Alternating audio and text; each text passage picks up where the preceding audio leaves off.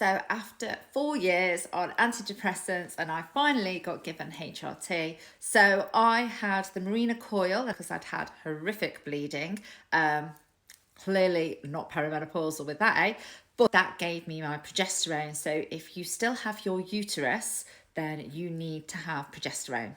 If you've had a hysterectomy and you've not got your uterus, then you don't need the progesterone.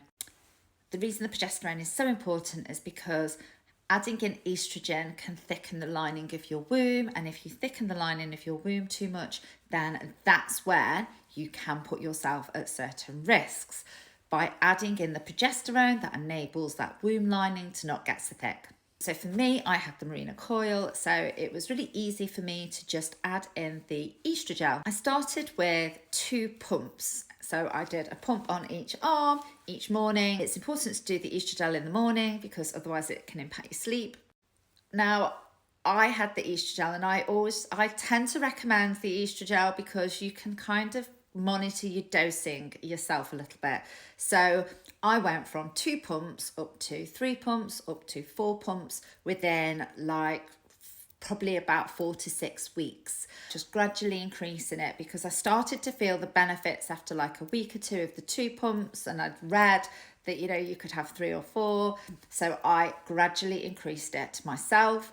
And then when I hit 4 pumps, I was like feeling really good, and so then I kind of knew that that was the level that I needed. Then hits estrogel HRT shortage.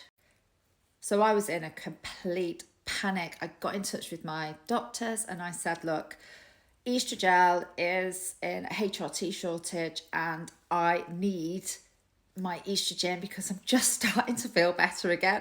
So I asked for the Everell 100. I knew exactly again what I wanted because I'd seen it was quite a close match, and I knew that the 100 patch would replicate the 4 pumps. And that's what I've been using ever since. So if I go on holiday, sometimes I do use the gel because sometimes if I'm on holiday and there's all suntan lotions, then the patches might not stick as well. So I have actually Sandrina gel, just because the estrogel was so hard to get hold of, and it comes in little sachets, which is actually really ideal for holiday. I've been quite lucky in that I've been able to switch from estrogel to Everell to Sandrina and not notice like huge things. I don't think Sandrina is what I would go with all the time. And whilst I love the gel and I think it's really good for like monitoring and just like increasing your dose gradually so you know what dosage you want, the patches that I just stick on and forget about for me are perfect. So after like a year of using that, I had started to inquire about testosterone, but I was told that testosterone was not given to women.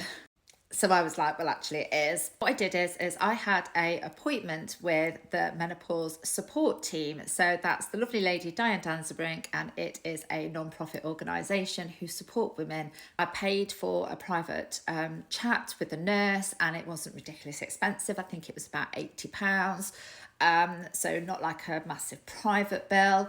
And I asked for advice with regards to gel and patches and what's the difference, what should I be looking at, and also I spoke to her about how she would recommend I went ahead to get testosterone. She advised me to list all my symptoms, send an email to the surgery, and to request that that email was forwarded on to a menopause specialist. So I'm not actually asking the GP to look at the testosterone, but I am asking the GP to send that email with all of my symptoms for me to get a referral to a consultant or somebody who is in like a menopause clinic. I did that, and sometimes they will just do it off the email. They didn't do it from the email in my case. I did have to wait for a consultant appointment. Luckily, it didn't take too long. And when I had the appointment with the consultant, who is a gynecologist, so not menopause specific, I was very detailed again in the symptoms that I had and that I believed that testosterone could support me with. I advised that I realised it was off licence, that it wasn't a product that was designed specifically for women, but that I wanted to try it. And so the consultant agreed that I could try it. And I've been on that ever since. And a lot of people say it feels like the missing link after they've had, like, you know, if maybe you've not had the results that you want from maybe, you know, using your progesterone and using your estrogen, then have a look at testosterone. One thing I have added in since then is I started again to suffer with felt like I had like water infections, and so UTIs are something that is really common with regards to the lack of estrogen and the your bladder lining thinning.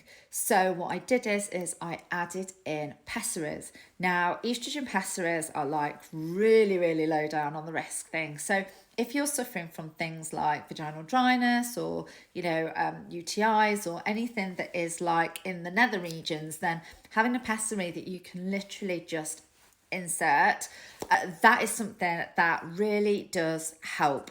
So that's the HRT that I'm using, and alongside that I do also use like other supplements and things. So I actually share the nutrition drinks that I use and love to help with my sleep, to help with the weight loss that I've had. I love ashwagandha as well, so that's one of my favorites that I would most definitely recommend because it really helps with your cortisol levels. There are lots of different herbal options out there as well if HRT isn't something that's suitable for you, but you know, it is finding that balance as to what's right for you. And whilst HRT is amazing, I was still getting fatigue, so that's why I use, you know, the supplements that I do to boost that, and you know, the stamina and the weight loss and, you know, the sleep to boost up and make me feel better, and just for my overall health and well-being as well, knowing that I'm getting those extra vitamins and minerals.